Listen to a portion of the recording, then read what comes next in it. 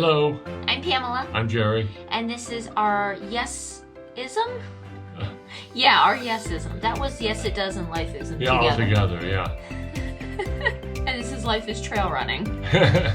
Sorry, I'm in a nap stupor. We've got a group and then we've got subgroups. Yeah. So, training this week. Very proud of this one. Longest run ever, 15 miles on Saturday. Yeah. So we each did 40 miles. Yep. Yeah, we got 40 miles in. We've got the sweeping for the Many and the Jenny coming up this Saturday, so we wanted to get at least 15 miles in so that the 20 wouldn't seem so bad. Yeah, it was great. We had a good time. It went fairly easy. We're to a point now where, at least for me, 10, 11, 12 miles isn't difficult at all, because it's like running 6 miles. It's not a big deal. It's when you get after that you'll start feeling a little weary, a little tired. So our training is definitely working. Yeah, we were never ultra runners anyway, so we're just kind of working our way up slowly towards that, and we're having a lot of fun. Yeah. So that was our Yes It Does. Okay, so a few weeks ago I was listening to a Trail Runner Nation podcast, and they were speaking with Michael Wardian, and he talked about having an apocalypse bag. A bag where he just has everything that he might need in case things go wrong in a trail run, not in an actual apocalypse. Wow. I don't know, maybe having some goo energy gels would be good in Is that gonna help in a zombie apocalypse. I don't know. We didn't really have one of those, so we kind of went out and just bought a bunch of things, and we thought we'd show you some of the stuff we have.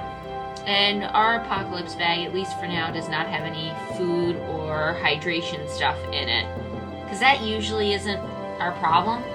It's usually medical need. Yeah. So let's start. Okay. I take this bag with me all the time. It's my Patagonia bag. And this bag goes everywhere with me. It goes with me to work, goes with me in our bag when we run, and it has everything we would need in it. So all the stuff hidden behind here obviously would come out of the big boxes and go into this bag here. As you can see, it's tiny. It fits.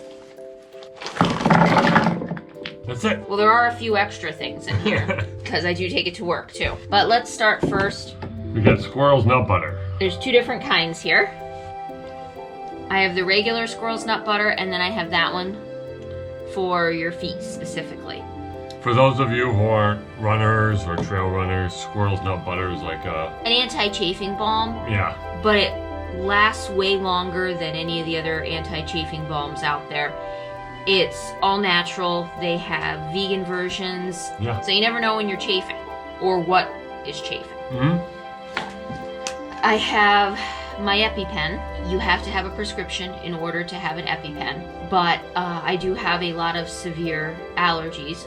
Not to bees, but I have a lot of other severe allergies, so I always bring my EpiPen, just in case. Same thing, you need a prescription to have an inhaler, but I do have asthma, and I always make sure I have this, because if not, someone screams at me. But it's really good, because since she started running a few years ago, she doesn't get asthma attacks anymore, but this is just in case. And the only time I have needed it in the past 10 years is when I've been in a confined area with a smoker, or when someone has sprayed some kind of chemical or worn like really heavy scented stuff. That's the only time I need it. The next thing, tweezers. We added this since we couldn't pull the bee stinger out of my lip right out on the trail. And it's nice because this one came in a little case, so it's not like it's gonna wreck your pack or anything with the end of the tweezer.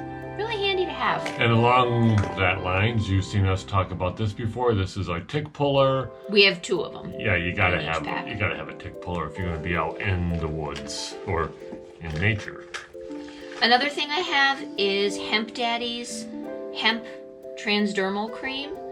I keep this in our bag in case one of us fell and hurt ourselves. This is a great pain reliever to have with you, so I always like to have that. Zinc sunscreen. There's a lot of sunscreens out there. You can use whatever you prefer. I prefer using something that's all natural, that's organic, that doesn't contain any chemicals, and has zinc in it because zinc is really great at preventing sunburn. This one is from Raw Elements. Yes, it's thick and pasty, and when you put it on, it leaves white streaks, but I don't care because I don't ever get sunburned when I use it. Which is kind of the point of sunscreen. Well, yeah, but a lot of people like just the sprays, but, you know, that's a lot better for you. Here's some other stuff we bought. Some hand sanitizer. Yeah, this actually, it's for body care, and it has aloe in it and alcohol. We thought this would be a really great way to clean a wound quickly. You know, you get back to the car, you spray this on. It has lavender in it to calm it a little bit and clean it. That's handy to have. Okay, there is some additional stuff here we don't need to worry about, but I have TerraShield, and this is from doTERRA. It's their bug essential oil. I don't know how pest resistant. I use this all the time when we go out running because the bugs are so bad. And when I use this, I don't get bit. It works really well. It's just an essential oil. You rub it on your skin. It's completely safe for you. To go along with that, then I have the doTERRA Serenity Oil. This works really well if you got bit. Now, not for a bee sting, but I'm talking about regular like mosquitoes, deer fly, black fly bites. This works really well for stopping it, itching, and calming the redness. Next thing I have here is a stack of random bunch of Band-Aids. Band-Aids because you never know. We got some Benadryl here, just in case. So if you get stung or if you're having an allergic reaction or an allergy attack, you have Benadryl. Oh, and we do have a few things for oh yeah, those work really well if nutrition. you're feeling nauseous or you're at a low point of your run. Ginger chews are Ginger really chews great. are really good. So we got a few of those I in was there. actually gonna have one. Thanks. What do we got next, Stan? Well, this is the important part. Hurt-free. Yeah, because nobody wants the bandage to stick to your wound. If I understand this correctly, you get a big owie on you, you put this on and it stops hurting immediately. Nope. That's not how it works? That's not how it works. Then why did we pay so much money for these? Those just means that they won't stick to your wound. You know, and then when you go to peel it off, it's not like, ow! Yeah, so we just bought an assortment of Band-Aids and Tape. gauze, that kind of thing. Again, they're not, we got to take them out of the box to put them in here. But they'll fit. But they'll fit. The other thing is some Bacitracin, which is really great for if you cut yourself or whatever the case. Gotta have this. Then I also got a box of this Afterbite. My mom used to use it when I was a kid, when I would get bit. I do have the Serenity Oil from doTERRA. However, this specifically is for bees and wasps. So I thought this might be handy to have with us just in case one of us does get stung. It'll be a great way to calm the sting down right away. And then we bought a little small Ziploc that we can put some of these in to take with us in our pack, because not all of this needs to go with us for the whole run, so we just got Ziploc bags to put various little bits of these in that might be handy right away. Because as long as you have, I mean, like the EpiPen, if you are allergic to bees, that is necessary to have, but a lot of the stuff is good just to have in the car for when you're done. You can go grab it, but having some of the galls and some of the creams is good to have on the trail. So a Ziploc bag keeps it nice and dry and safe. Yeah, now most of you are going to look at this and go like, isn't that just a first aid kit?